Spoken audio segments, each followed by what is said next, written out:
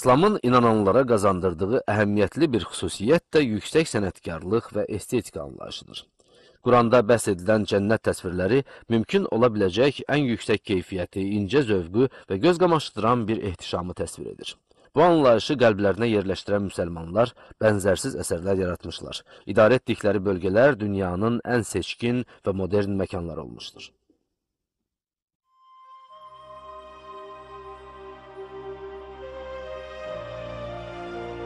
İslam Peyğəmbərimiz sallallahu aleyhi və səlləmin vəfatından sonra Ərəb yarımadasından dünyanın hər tərəfinə yayılarkən, özü ilə birlikdə böyük yüksəliş və zənginlik də gətirdi. Müsəlmanlar getdikləri hər yerə mədəniyyət apardılar.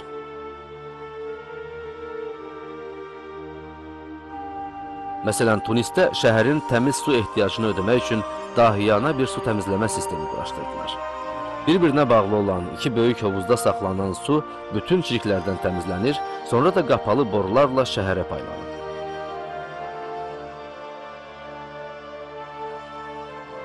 Avropalıların bu haqda düşünmələri belə ancaq əsrlərlə sonra olacaqdır.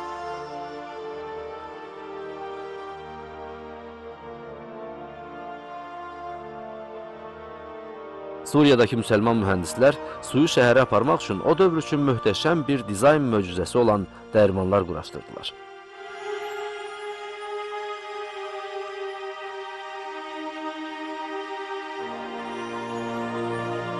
Mərkəz Bağdad şəhəri isə dünyanın ən görkəmli və modern şəhəri idi.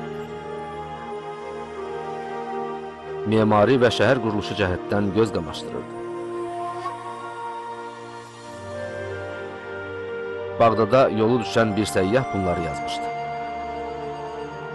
Bağdadın hər yeri parklarla, bağçalarla, villalarla və meydanlarla, böyük bazarlar, qeyri-adi məscidlər və hamamlarla doludur.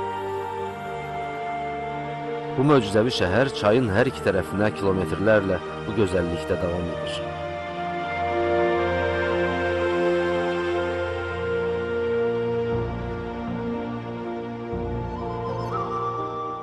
İslam dünyasının başqa bir görkəmli mərkəzi İspaniya idi.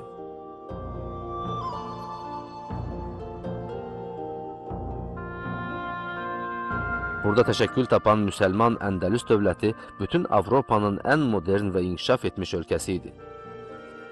Mərkəzi Kordoba özünə məxsus memarlıq üslubu, baxımlı və işıqlı küçələri, kitabxanaları, xəstəxanaları və sarayları ilə göz qamaşdırırdı. O vaxtlarda Paris, London kimi böyük Avropa şəhərləri bədbin, qaranlıq və baxımsız idi. Buna görə də Kordobaya gələn Avropalı xristianlar şəhərdə gördükləri böyük ehtişam, mədəniyyət və sənətkarlıq qarşısında heyrətə düşürdülər. 9-cu və 10-cu əsrdə Kordoba Avropadakı ən böyük və ən cəlb edici şəhərlərdən biri idi. Əlimizdə şəhərə gələn insanların təsvirləri var. Bütün bu çiçəklər, bu açıq prospektlər, bu möcüzəvi işıqlandırma, şimaldakı şəhərlərdə isə qaranlıq idi. Sadəcə Kordobada təmiz su var idi. İnsanlar böyük evlərdə yaşayırdılar. Parisdə isə insanlar çay kənarındakı kiçik daxmalarda yaşayırdılar. People lived in big houses. In contrast, in Paris, people lived in shacks by the side of the river.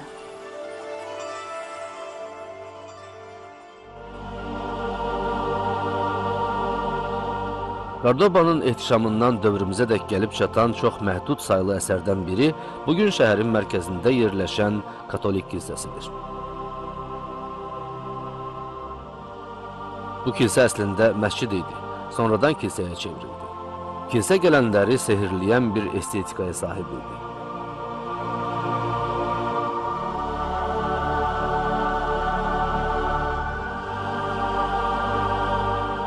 Kordobaya gələn xristian səyyahlar gözlərinə inana bilmirdilər.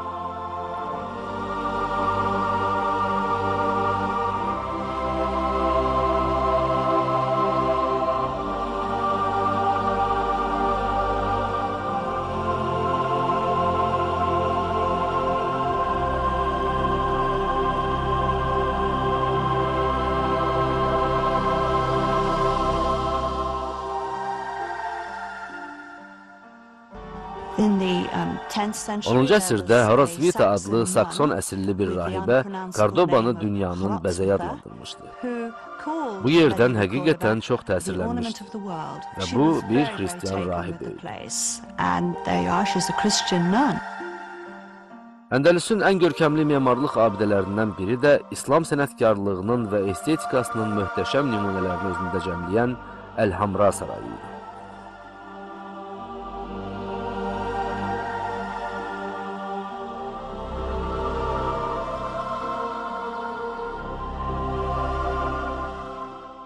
Sarayın hər hissəsində İslamın insanlara qazandırdığı yüksək ruhun incə zövqü oxunurdu.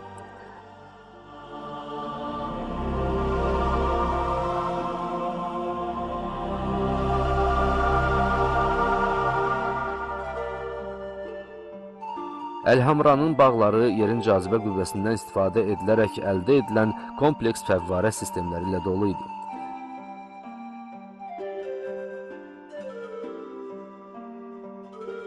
Quranda bəhs edilən cənnət təsvirləri Əl-Hamranı inşa edən müsəlmanların ilham qaynağı olmuşdu.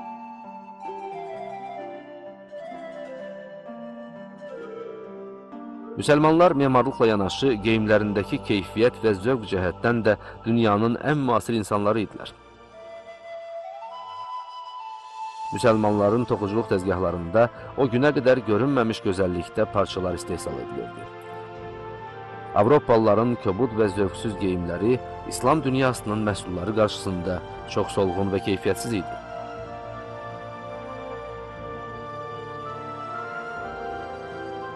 Buna görə də müsəlmanların hazırladıkları geyim və parçalar Avropalılar arasında ən böyük lüks və status brendi idi. Dünyanın geyim dəbini də müsəlmanlar təyin edirdilər.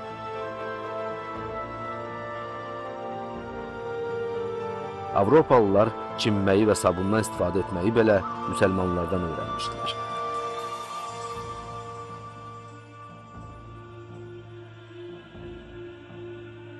Allahın Quranda insanlara öyrətdiyi yüksək mədəniyyət, incə zövq və dərin ağıl bütün dünyaya işıq saçırdı.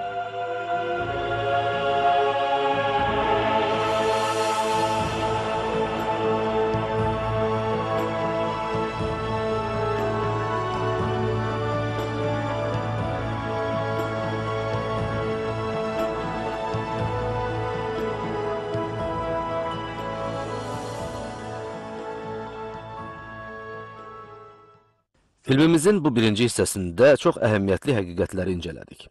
Gördük ki, İslam Həzrət Peyğəmbərə vəhy edildiyi andan etibarən insanları doğruya, həqiqətə, gözələ aparan ən parlaq işıq olub. Quran əxlaqı ilə ucalan müsəlmanlar getdikləri hər yerə xoş görüş, ağıl, elm, sənət, estetika, təmizlik və rifah aparıblar. Avropa qatı bir fanatizm və barbarlıq içindəykən, İslam dünyası bugünkü ifadə ilə dünyanın ən modern və müasir sivilizasiyası olmuşdur. Sonradan inkişaf edəcək Avropa mədəniyyətinin təməlində də İslam dünyasından öyrəndikləri bütün bu dəyərlərin çox böyük bir rolu var. Digər tərəfdən, İslam dünyasının geriləməsinin ən əhəmiyyətli səbəblərindən biri isə Quranda öyrədilən ağıl, səmimiyyət və açıq görüşlülükdən uzaqlaşılmasıdır. Unutmayaq ki, dünyanın ən görkəmli mədəniyyətlərindən birinin və bunu sıfırdan inşa edən şanlı və şərəfli bir inancın təmsilçiləriyik. Bu inancın qaynağı olan Qurani Kərim isə insanları qaranlıqlardan aydınlıqlara çıxaran ən böyük yol göstəricidir. Allahın Peyğəmbər sallallahu aleyhi və səlləmə buyurduğu kimi. Peyğəmbər Efendimizə bildirdiyi gibi. Əlif, ləm, ra.